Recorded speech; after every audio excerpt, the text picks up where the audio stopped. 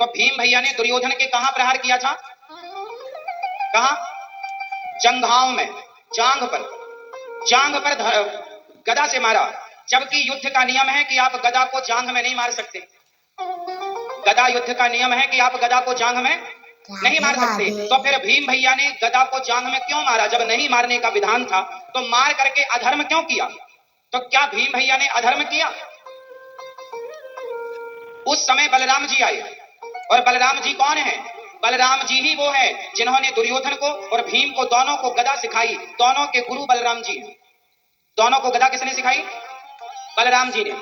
और बलराम जी जब दोनों को गदा, मैया ये देखो, मैया बाहर देख रही है, वो भीम भैया के सामने गुरु जी आ गए, बलराम जी। बलराम जी ने कहा, मैं भीम तुम्हें मारूंगा, तुमने गलत ढंग से मारा, तुमने युद्ध का नियम तोड़ा, तुमने मर्यादा तोड़ी, तुमने गलत किया। गदा निकाल लिया बलराम जी ने और भीम भैया के सामने। अब भला बलराम जी से भीम भैया क्या लड़ते? बलराम जी से कोई जीत सकता था क्या? बलराम जी तो बलराम जी है। निकाल ली गदा बलराम जी ने। बढ़े भैया भीम की ओर, भगवान कृष्ण बीच में आ गए और भगवान श्री कृष्ण, ताऊ भैया आप यहाँ कैसे? अरे मैं यहाँ से गुजर रहा था तो ये मारे जा रहा है दुर्योधन को उसकी जंघाओं पर। ये युद्ध के नियम के खिलाफ, मैंने युद्ध के समय सिखाया था इनको कि ऐसे नहीं मारना चाहिए, गदा छाती पर मारो, जांघों पर नहीं। भगवान श्री कृष्ण ने कहा कि भैया आप बताओ,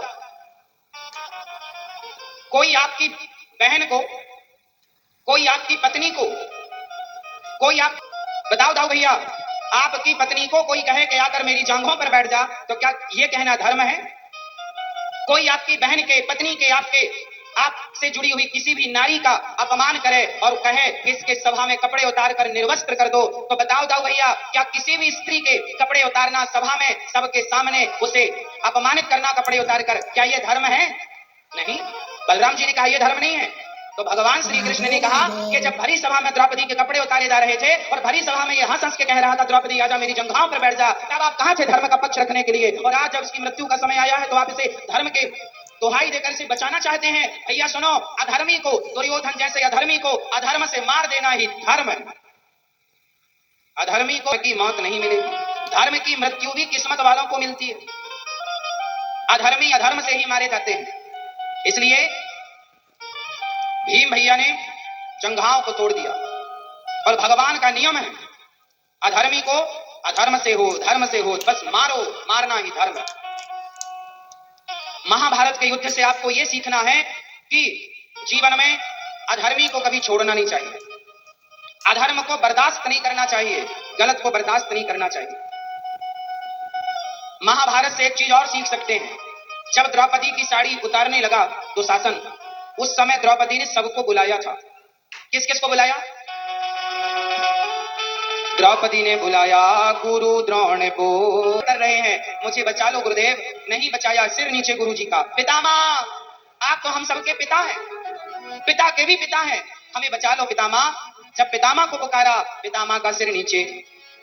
तब द्रौपदी ने सभासदों को पुकारा, भैया आप मंत्री संत्री, यहाँ बड़े बड़े न्याय करने वाले लोग बैठे हैं, मेरे साथ अन्याय क्यों है? मुझे न्याय दिलाओ। उस सभा में बड़े बड़े न्यायी बैठे थे, यहाँ तक कि धर्मराज युधिष्ठिर बाण है, लेकिन अर्जुन ने गांडीव नहीं उठाया। भीम गदा उठाओ, गदा नहीं उठाया। युधिष्ठिर भाला उठाओ, भाला नहीं उठाया। नकुल सहदेव बचाओ, कोई नहीं। अच्छा बताओ, जब द्रौपदी पर मुसीबत आई तो द्रौपदी को क्या अपनों ने बचाया? जोर से। क्या गैरों ने बचाया? जोर से।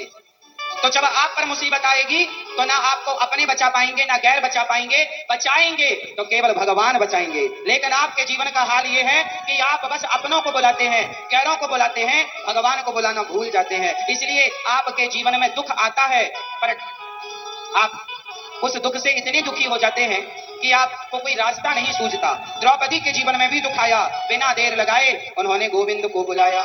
इसलिए आप किसी को ना बुलाया करो, केवल भगवान को बुलाया करो। गोविंद। राधे राधे।